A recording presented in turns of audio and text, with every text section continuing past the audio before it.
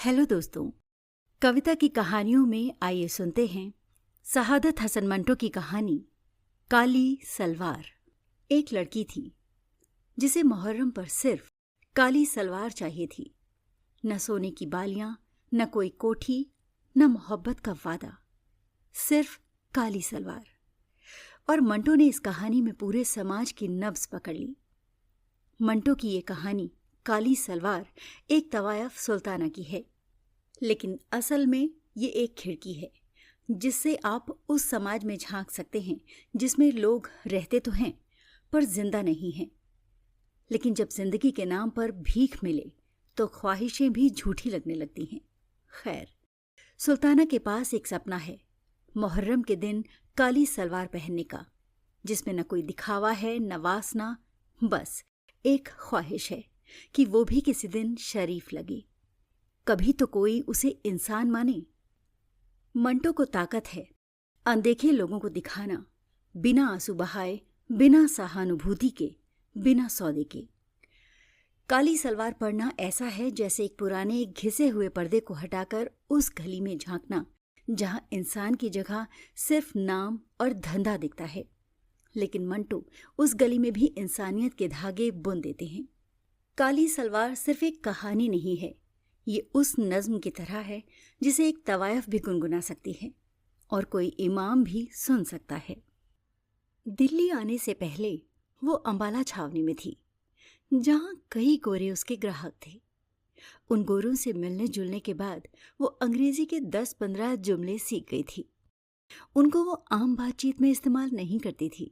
लेकिन जब वो दिल्ली में आई और उसका कारोबार न चला तो एक रोज उसने अपनी पड़ोसन तमंचा जान से कहा, दिस लाइफ वेरी बैड, यानी ये जिंदगी बहुत बुरी है, जबकि खाने को ही नहीं मिलता।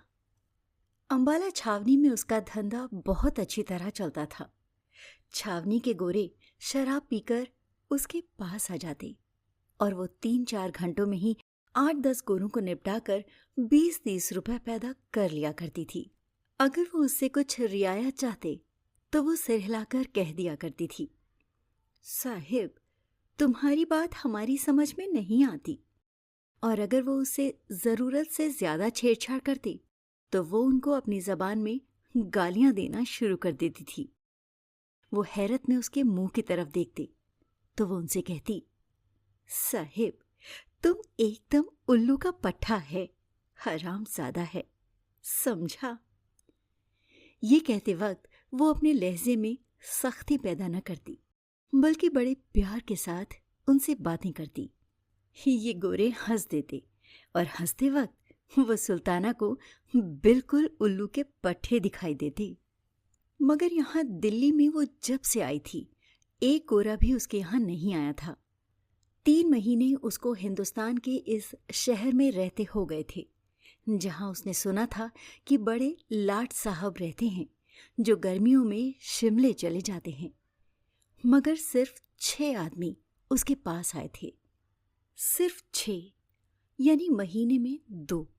और उन 6 ग्राहकों से उसने, खुदा झूठ न बुलवाए, तो 18.5 रुपए वसूल किए थे। 3 रुपए से ज्यादा पर कोई मानता ही नहीं था। सुल्ताना ने उनमें से 5 आदमियों को अपना रेट 10 रुपए बताया था, मगर ताज्जुब की बात है कि उनमें से हर एक ने यही कहा, भाई, हम 3 रुपए से 1 कौड़ी ज्यादा न देंगे। ना जाने क्या बात थी कि उनमें से हर एक ने उसे सिर्फ 3 रुपए के काबिल समझा। इसलिए जब छठा आया तो उसने खुद उससे कह दिया, देखो, मैं 3 रुपए एक टेम का लूंगी, इससे एक ढेला तुम कम कहो तो मैं न लूंगी। अब तुम्हारी मर्जी हो तो रहो, वरना जाओ। छठे आदमी ने ये बात सुनकर तकरार न की और उसके यहाँ ठहर गया। जब दूसरे कमरे में दरवाजा बंद करके वो अपना कोट उतारने लगा तो सुल्ताना ने कहा, लाइए 1 रुपया दूध का। उसने 1 रुपया तो न दिया, लेकिन नए बादशाह की चमकती हुई अठन्नी जेब में से निकालकर उसको दे दी और सुल्ताना ने भी चुपके से ले ली कि चलो, जो आया है गनीमत है। 18.5 रुपए 3 महीनों में, ₹20 महीना तो इस कोठे का किराया था, जिसको मालिक मकान अंग्रेजी जबान में फ्लैट कहता था। उस फ्लैट में ऐसा पखाना था जिसमें जंजीर खींचने से सारी गंदगी पानी के जोर से एकदम नीचे नल में गायब हो जाती थी और बड़ा शोर होता था।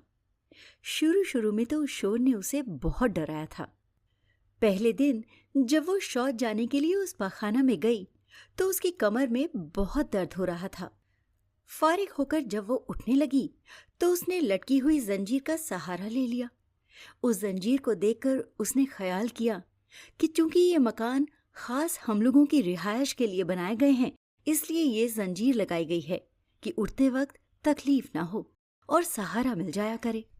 मगर ज्यों ही उसने जंजीर पकड़कर उठना चाहा, ऊपर खटखट सी हुई और फिर एकदम पानी इस शोर के साथ बाहर निकला कि डर के मारे उसके मुंह से चीख निकल गई। खुदा बख्श दूसरे कमरे में अपना फोटोग्राफी का सामान दुरुस्त कर रहा था और एक साफ बोतल में हाइड्रोक्विनोन डाल रहा था कि उसने सुल्ताना की चीख सुनी। वो दौड़कर बाहर निकला और सुल्ताना से पूछा, क्या हुआ? ये चीख तुम्हारी थी? सुल्ताना का दिल धड़क रहा था। उसने कहा, ये मुआ पखाना है या क्या है? बीच में ये रेलगाड़ियों की तरह जंजीर क्या लटका रखी है? मेरी कमर में दर्द था। मैंने कहा चलो इसका सहारा ले लूंगी, पर इस मुए जंजीर को छेड़ना था कि वो धमाका हुआ कि मैं तुमसे क्या कहूं।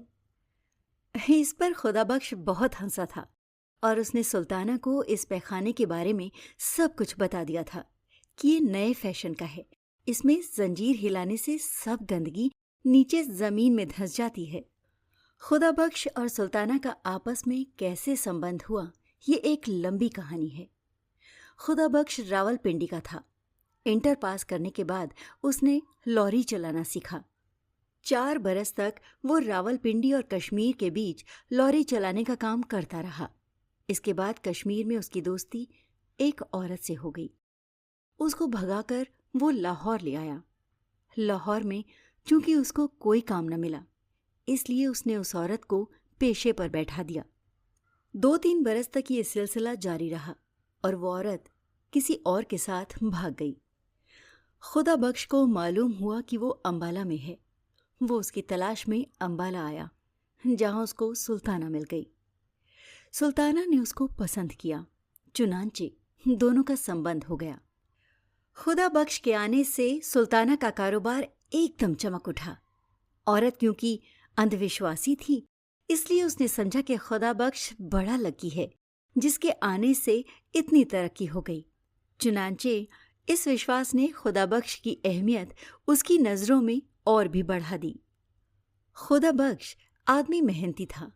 सारा दिन हाथ पर हाथ धरकर बैठना पसंद नहीं करता था। चुनांचे उसने एक फोटोग्राफर से दोस्ती पैदा की जो रेलवे स्टेशन के बाहर मिनट कैमरे से फोटो खींचा करता था। इसलिए उसने फोटो खींचना सीख लिया। फिर सुल्ताना से 60 रुपए लेकर कैमरा भी खरीद लिया। आहिस्ता आहिस्ता एक पर्दा बनवाया, 2 कुर्सियां खरीदी और फोटो धोने का सब सामान लेकर उसने अलहदा अपना काम शुरू कर दिया। काम चल निकला। चुनांचे उसने थोड़ी ही देर के बाद अपना अड्डा अंबाले छावनी में कायम कर दिया। 1 महीने के अंदर अंदर उसकी छावनी के गोरों से अच्छी जान पहचान हो गई। चुनांचे वो सुल्ताना को वहीं ले आया। यहाँ छावनी में खुदा बख्श के जरिए कई गोरे सुल्ताना के ग्राहक बन गए और उसकी आमदनी पहले से 2 गुनी हो गई। सुल्ताना ने कानों के लिए बूंदे खरीदे, 5.5 तोले की 8 कनगियां भी बनवा ली, 10-15 अच्छी अच्छी साड़ियां भी जमा कर ली। घर में फर्नीचर वगैरह भी आ गया। कुल मिलाकर अंबाला छावनी में वो बड़ी खुशहाल थी। मगर एकाकी न जाने खुदा बख्श के दिल में क्या आया कि उसने दिल्ली जाने की ठान ली। सुल्ताना इनकार कैसे करती, जबकि खुदा बख्श को वो अपने लिए बहुत लकी समझती थी। उसने खुशी खुशी दिल्ली जाना कबूल कर लिया, बल्कि उसने ये भी सोचा कि इतने बड़े शहर में जहां लाट साहब रहते हैं, उसका धंधा और भी अच्छा चलेगा। अपनी सहेलियों से वो दिल्ली की तारीफ सुन चुकी थी। चुनांचे जल्दी जल्दी घर का भारी सामान बेच बाच कर वो खुदाबख्श के साथ दिल्ली आ गई। यहाँ पहुंचकर खुदाबख्श ने 20 रुपए महीने पर एक छोटा सा फ्लैट ले लिया, जिसमें वो दोनों रहने लगे। एक ही किस्म के नए मकानों की लंबी सी कतार सड़क के साथ साथ चली गई थी। म्यूनिसिपल कमेटी ने शहर का ये हिस्सा खास कस्बियों के लिए मुकर्रर कर दिया था, ताकि वो शहर में जगह जगह अपने अड्डे न बनाए। नीचे दुकानें थीं और ऊपर 2 मंजिला रिहायशी फ्लैट। चूंकि सब इमारतें एक ही डिजाइन की थीं, इसलिए शुरू शुरू में सुल्ताना को अपना फ्लैट तलाशने में बहुत दिक्कत महसूस हुई थी। पर जब नीचे लॉन्ड्री वाले ने अपना बोर्ड घर की पेशानी पर लगा दिया, तो उसको एक पक्की निशानी मिल गई। यहाँ मैले कपड़ों की धुलाई की जाती थी। ये बोर्ड पढ़ते ही वो अपना फ्लैट तलाश कर लिया करती थी। इसी तरह उसने और बहुत सी निशानियां कायम कर ली थीं। मसलन बड़े बड़े अक्षरों में जहाँ कोयलों की दुकान लिखा था, वहाँ उसकी सहेली हीराबाई रहा करती थी, जो कभी कभी रेडियो घर में गाने जाया करती थी। जहाँ यात्रियों के खाने का सारा इंतजाम है लिखा था, वहाँ उसकी दूसरी सहेली मुख्तार रहती थी। निवाड़ के कारखाने के ऊपर अनवरी रहती थी, जो उसी कारखाने के सेठ के पास मुलाजिम थी। चूंकि सेठ साहब को रात के वक्त अपने कारखाने की देखभाल करनी होती थी, इसलिए वो अनवरी के पास ही रहते थे। दुकान खोलते ही ग्राहक थोड़े ही आते हैं, इसलिए जब 1 महीने तक सुल्ताना बेकार रही, तो उसने यही सोचकर अपने दिल को तसल्ली दी। पर जब 2 महीने गुजर गए और कोई आदमी उसके कोठे पर न आया, तो उसे बहुत चिंता हुई। उसने खुदाबख्श से कहा, क्या बात है खुदाबख्श, 2 महीने आज पूरे हो गए हैं हमें यहाँ आए हुए, किसी ने इधर का रुख भी नहीं किया। मानती हूँ आजकल बाजार बहुत मंदा है, पर इतना मंदा भी तो नहीं कि महीने भर में कोई शक्ल देखने ही ना आए। खुदाबख्श को भी ये बात बहुत अरसे से खटक रही थी, मगर वो खामोश था।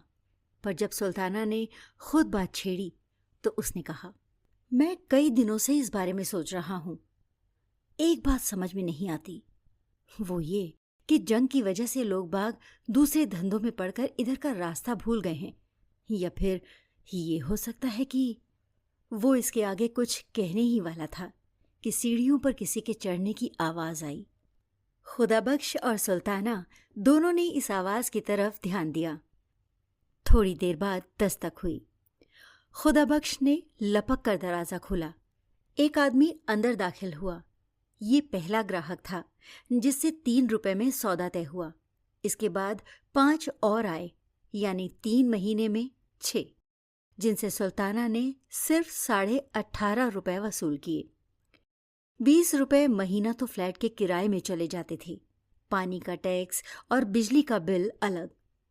इसके अलावा घर के दूसरे खर्चे थे, खाना पीना, कपड़े लत्ते, दवा दारू, और आमदनी कुछ भी नहीं थी। 18.5 रुपए 3 महीने में आए तो उसे आमदनी तो नहीं कह सकते ना।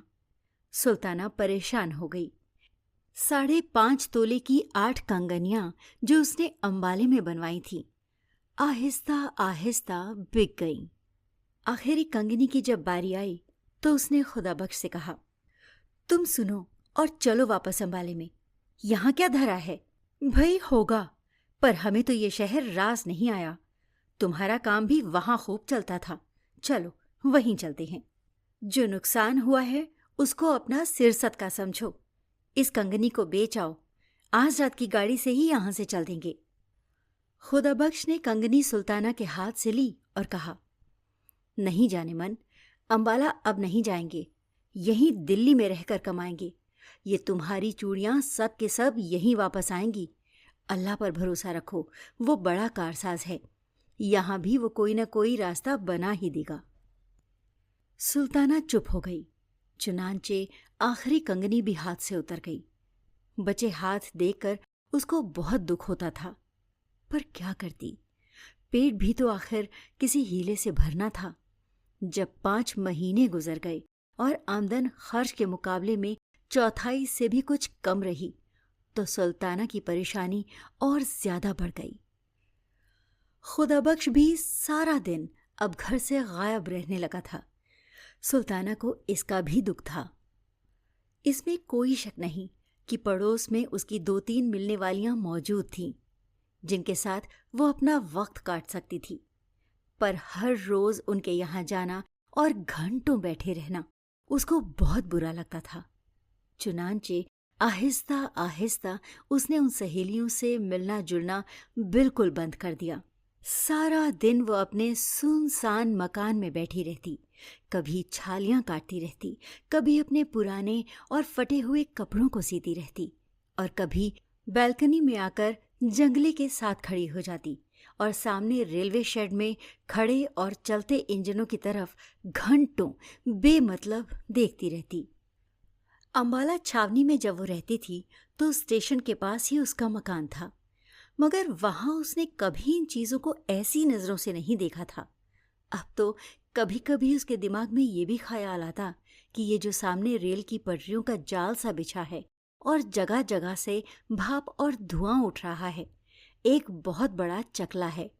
बहुत सी गाड़ियां हैं जिनको चंद मोटे मोटे इंजन इधर उधर धकेलते रहते हैं। सुल्ताना को कई बार ये इंजन सेठ मालूम होते हैं, जो कभी कभी अंबाला में उसके यहाँ आया करते थे। फिर कभी कभी जब वो किसी इंजन को आहिस्ता आहिस्ता गाड़ियों की कतार के पास से गुजरता देखती तो उसे ऐसा महसूस होता कि कोई आदमी चकले के किसी बाजार में से ऊपर कोठों की तरफ देखता जा रहा है। सुल्ताना समझती थी कि ऐसी बातें सोचना दिमाग की खराबी की निशानी है, इसलिए जब इस किस्म के ख्याल उसको आने लगे तो उसने बालकनी में जाना छोड़ दिया। खुदाबख्श से उसने कई बार कहा, देखो, मेरे हाल पर रहम करो, यहाँ घर में रहा करो, मैं सारा दिन यहाँ बीमारों की तरह पड़ी रहती हूँ। मगर उसने हर बार सुल्ताना से ये कहकर टाल दिया कि जाने मन, मैं बाहर कुछ कमाने की फिक्र कर रहा हूँ, अल्लाह ने चाहा तो चंद दिनों में ही बेड़ा पार हो जाएगा। पूरे 5 महीने हो गए थे, मगर अभी तक न सुल्ताना का बेड़ा पार हुआ था न खुदा बख्श का। मुहर्रम का महीना सर पर आ रहा था, मगर सुल्ताना के पास काले कपड़े बनवाने के लिए कुछ भी नहीं था। मुख्तार ने लेडी हैमिल्टन की एक नई तरह की कमीज बनवाई थी, जिसकी आस्तीनें काली जॉर्जेट की थी। इसके साथ मैच करने के लिए उसके पास काली साटन की सलवार थी, जो काजल की तरह चमकती थी। अनवरी ने रेशमी जॉर्जेट की एक बड़ी उम्दा साड़ी खरीदी थी। उसने सुल्ताना से कहा था कि वो इस साड़ी के नीचे सफेद बोस्की का पेटीकोट पहनेगी, क्योंकि ये नया फैशन है। इस साड़ी के साथ पहनने को अनवरी काली मखमल का एक जूता लाई थी, जो बड़ा नाजुक था। सुल्ताना ने जब ये तमाम चीजें देखीं तो उसको इस एहसास ने बहुत दुख दिया कि वो मुहर्रम मनाने के लिए ऐसा लिबास खरीदने की हैसियत नहीं रखती। अनवरी और मुख्तार के पास ये लिबास देखकर जब वो घर आई तो उसका दिल बहुत मायूस था। उसे ऐसा मालूम होता था कि थोड़ा सा उसके अंदर पैदा हो गया है। घर बिल्कुल खाली था। खुदा बख्श हमेशा की तरह बाहर था। देर तक वो दरी पर गाव तकिया सर के नीचे रखकर लेटी रही, पर जब उसकी गर्दन ऊंचाई की वजह से अकड़ सी गई तो उठकर बाहर बालकनी में चली गई, ताकि गमगीन ख्यालात को वो अपने दिमाग में से निकाल दे। बाजार में ऐसे आदमी चलने शुरू हो गए थे जो ताक झांक करने के बाद चुपचाप घरों का रुख करते हैं। ऐसे ही एक आदमी ने गर्दन ऊंची करके सुल्ताना की तरफ देखा। सुल्ताना मुस्कुरा दी और उसको भूल गई, क्योंकि अब सामने पटरियों पर एक इंजन आ गया था।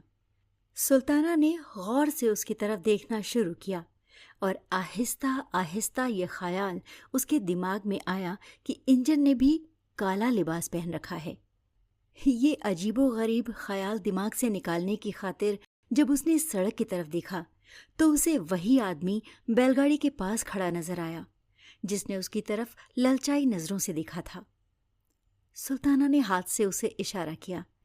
उस आदमी ने इधर उधर देखकर एक लतीफ इशारे से पूछा, किधर आऊं?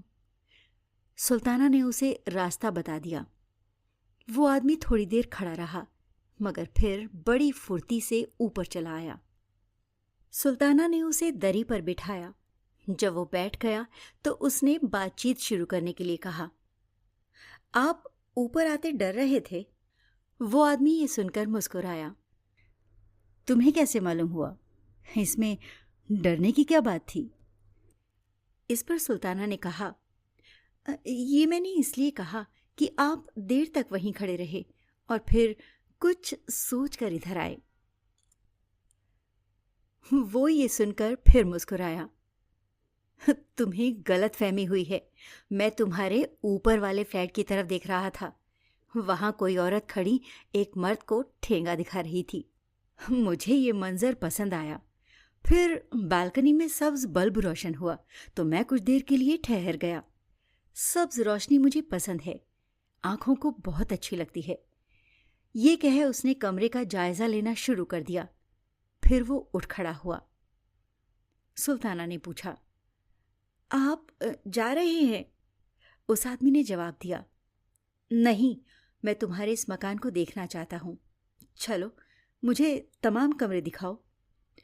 सुल्ताना ने उसको तीनों कमरे एक एक करके दिखा दिए। उस आदमी ने बिल्कुल खामोशी से उन कमरों का मुआयना किया। जब वो दोनों फिर उसी कमरे में आ गए जहां वो पहले बैठे थे, तो उस आदमी ने कहा, मेरा नाम शंकर है। सुल्ताना ने पहली बार गौर से शंकर की तरफ देखा। वो ठीक ठाक कद का मामूली शक्ल सूरत का आदमी था, मगर उसकी आंखें गैर मामूली तौर पर साफ और शफाफ थीं।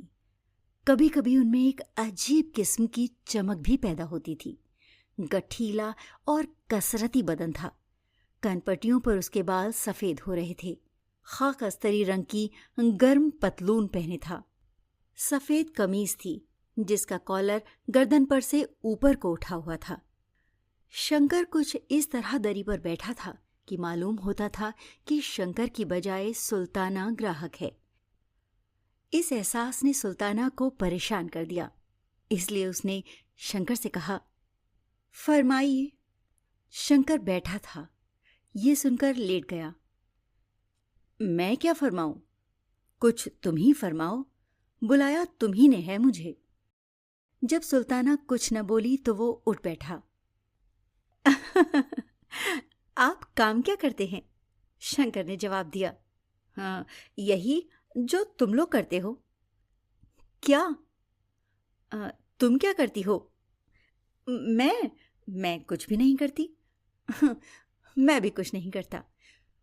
सुल्ताना ने भन्ना कर कहा, ये तो कोई बात ना हुई, आप कुछ ना कुछ तो जरूर करते होंगे। शंकर ने बड़े इत्मीनान से जवाब दिया, तुम भी तो कुछ ना कुछ जरूर करती होंगी। झक मारती हूं। मैं भी झक मारता हूं। तो आओ दोनों झक मारें। मैं हाजिर हूं, मगर झक मारने के लिए दाम मैं कभी नहीं दिया करता।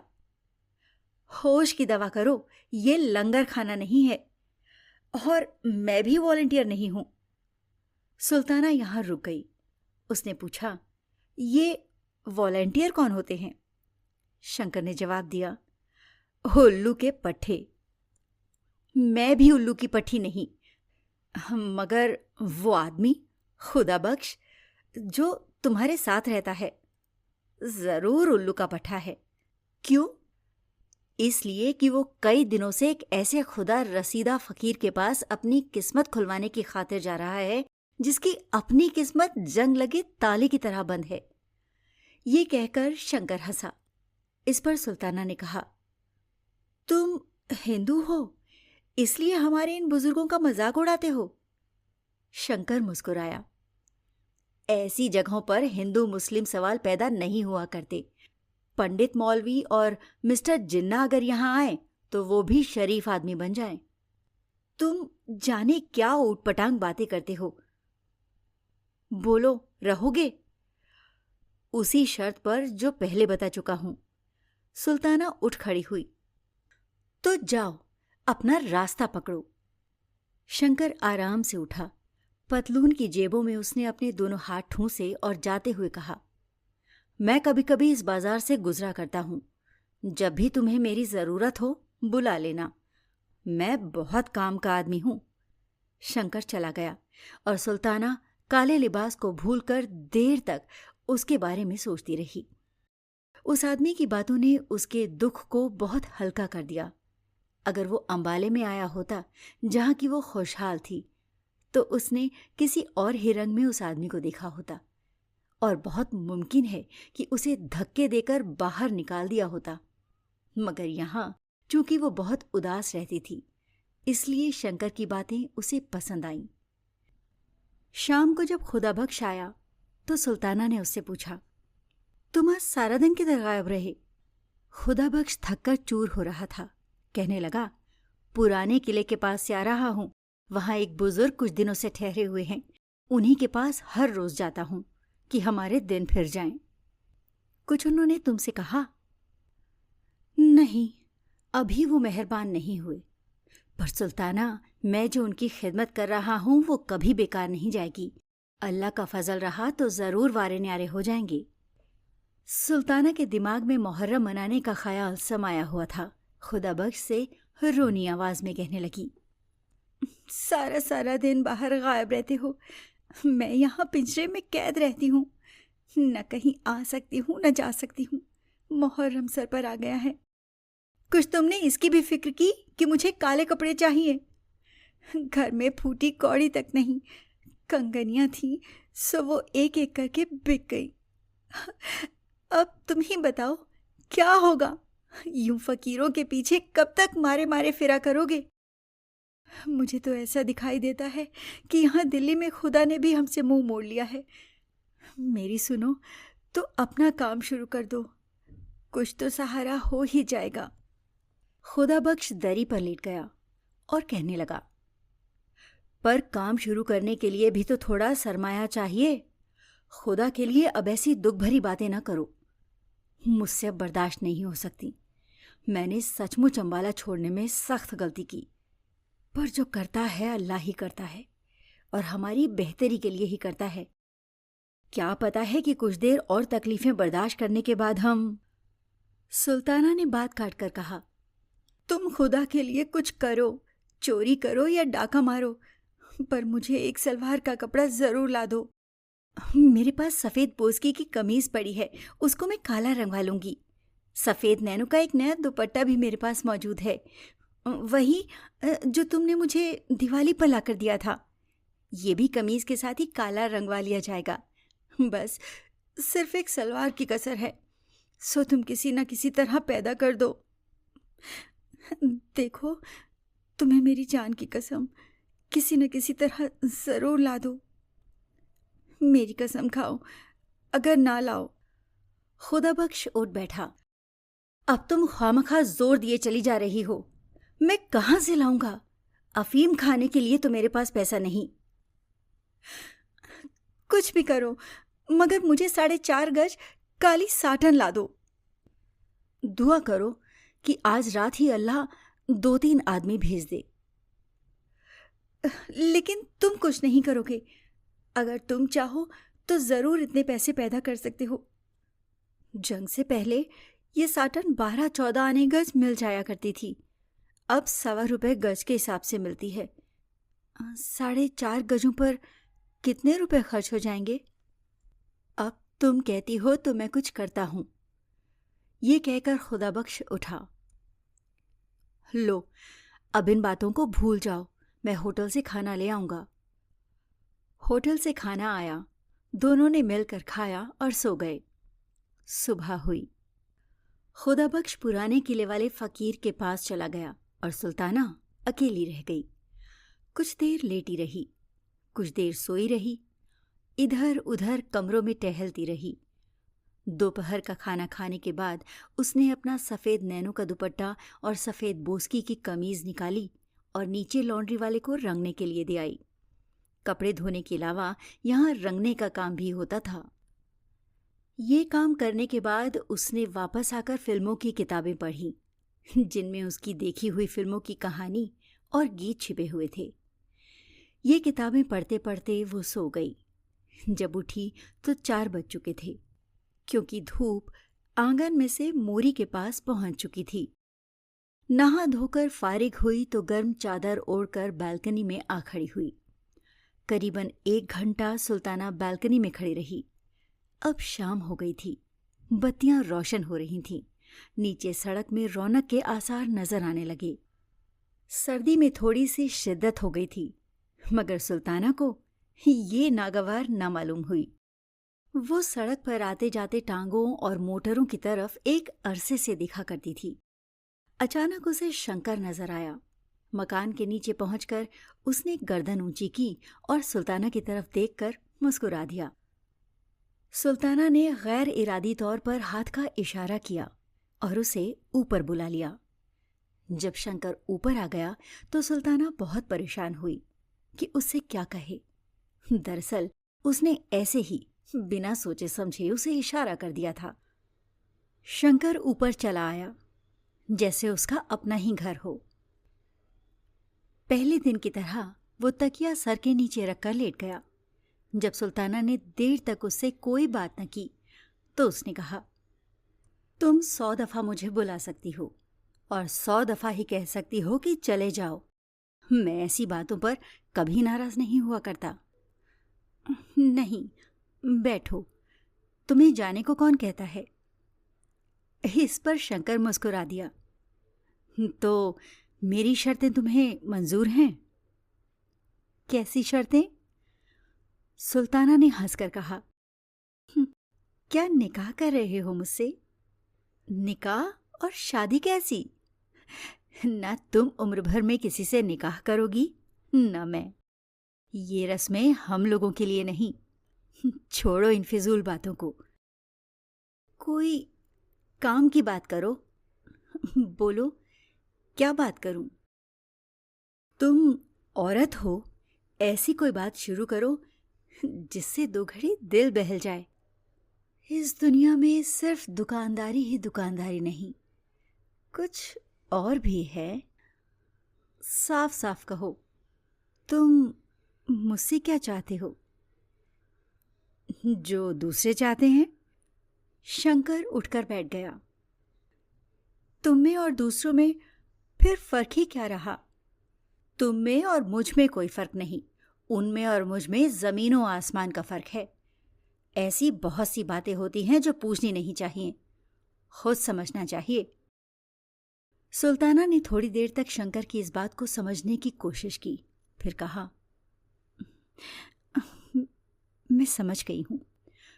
तो कहो, क्या इरादा है? तुम जीते, मैं हारी। पर मैं कहती हूं, आज तक किसी ने ऐसी बात कबूल न की होगी। तुम गलत कहती हो। इसी मोहल्ले में तुम्हें ऐसी सादा लौ औरतें भी मिल जाएंगी जो कभी यकीन नहीं करेंगी कि औरत ऐसे जिल्लत कबूल कर सकती है जो तुम बगैर किसी एहसास के कबूल करती रही हो। लेकिन उनके ना यकीन करने के बावजूद तुम हजारों की तादाद में मौजूद हो। तुम्हारा नाम सुल्ताना है ना? सुल्ताना ही है। शंकर उठ खड़ा हुआ और हंसने लगा। मेरा नाम शंकर है। ये नाम भी अब ऊटपटांग होते हैं। चलो अंदर चलें। शंकर और सुल्ताना दरी वाले कमरे में वापस आए तो दोनों हंस रहे थे, न जाने किस बात पर। जब शंकर जाने लगा तो सुल्ताना ने कहा, शंकर, मेरी एक बात मानोगे? शंकर ने जवाब में कहा, पहले बात बताओ। सुल्ताना को झेंप सी गई। तुम कहोगे कि मैं दाम वसूल करना चाहती हूं, मगर। कहो कहो, रुक क्यों गई हो? सुल्ताना ने जुर्रत से काम लेकर कहा, बात यह है कि मुहर्रम आ रहा है और मेरे पास इतने पैसे नहीं कि मैं काली सलवार बना सकूं। यहाँ के सारे दुखड़े तो तुम मुझसे सुन ही चुके हो। कमीज और दुपट्टा मेरे पास मौजूद था जो मैंने आज रंगवाने के लिए दे दिया है। शंकर ने यह सुनकर कहा, तो तुम चाहती हो कि मैं तुम्हें कुछ रुपए दे दूं जो तुम ये काली सलवार बनवा सको? सुल्ताना ने फौरन ही कहा, नहीं नहीं, मेरा मतलब ये नहीं है। मेरा मतलब ये है कि अगर हो सके तो तुम मुझे एक काली सलवार बनवा दो। शंकर मुस्कुराया। मेरी जेब में तो इत्तेफाक से ही कभी कुछ होता है। बहरहाल मैं कोशिश करूंगा। मुहर्रम की पहली तारीख को तुम्हें ये सलवार मिल जाएगी। ले बस, अब खुश हो गई? सुल्ताना के बुंदू की तरफ देखकर शंकर ने पूछा, क्या ये बूंदे तुम मुझे दे सकती हो? सुल्ताना ने हंसकर कहा, इनका क्या करोगे? चांदी के मामूली बूंदे हैं, ज्यादा से ज्यादा 5 रुपए के होंगे। इस पर शंकर ने कहा, मैंने तुमसे बूंदे मांगे हैं, उनकी कीमत नहीं पूछी। बोलो, देती हो? ले लो। ये कहकर सुल्ताना ने बूंदे उतारकर शंकर को दे दिए। इसके बाद अफसोस हुआ, मगर शंकर जा चुका था। सुल्ताना को बिल्कुल यकीन नहीं था कि शंकर अपना वादा पूरा करेगा, मगर 8 रोज के बाद मुहर्रम की पहली तारीख को सुबह 9 बजे दरवाजे पर दस्तक हुई। सुल्ताना ने दरवाज़ा खोला तो शंकर खड़ा था। अखबार में लिपटी हुई चीज़ उसने सुल्ताना को दी और कहा, साटन की काली सलवार है, देख लेना, शायद लंबी हो। अब मैं चलता हूँ। शंकर सलवार देकर चला गया और कोई बात उसने सुल्ताना से न की। उसकी पतलून में सिलवटें पड़ी हुई थीं, बाल बिखरे हुए थे। ऐसा मालूम होता था कि अभी अभी सोकर उठा है और सीधा इधर ही चला आया है। सुल्ताना ने कागज खोला। साटन की काली सलवार थी, ऐसी ही जैसी वो अनवरी के पास देखकर आई थी। सुल्ताना बहुत खुश हुई। बुंदू और इस सौदे का जो अफसोस उसे हुआ था, इस सलवार ने और शंकर के वादे ने दूर कर दिया। दोपहर को वो नीचे लॉन्ड्री वाले से अपनी रंगी हुई कमीज और दुपट्टा ले आई। तीनों काले कपड़े जब उसने पहन लिए तो दरवाजे पर दस्तक हुई। सुल्ताना ने दरवाज़ा खोला तो अनवरी अंदर दाखिल हुई। उसने सुल्ताना के तीनों कपड़ों की तरफ देखा और कहा, कमीज दुपट्टा तो रंगा हुआ मालूम होता है, पर ये सलवार नहीं है, कब बनवाई? सुल्ताना ने जवाब दिया, आज ही दर्जी लाया है। ये कहते हुए उसकी नजरें अनवरी के कानों पर पड़ी। ये बूंदे तुमने कहाँ से लिए? अनवरी ने जवाब दिया, आज ही मंगवाए हैं। इसके बाद दोनों को थोड़ी देर तक खामोश रहना पड़ा। दोस्तों, आपको ये कहानी कैसी लगी हमें कमेंट बॉक्स में ज़रूर बताइए। और अगर आपको ये कहानी अच्छी लगी हो तो इसे लाइक, शेयर और सब्सक्राइब ज़रूर करें, ताकि हम आपके लिए ऐसी ही रोचक कहानियाँ लाते रहें।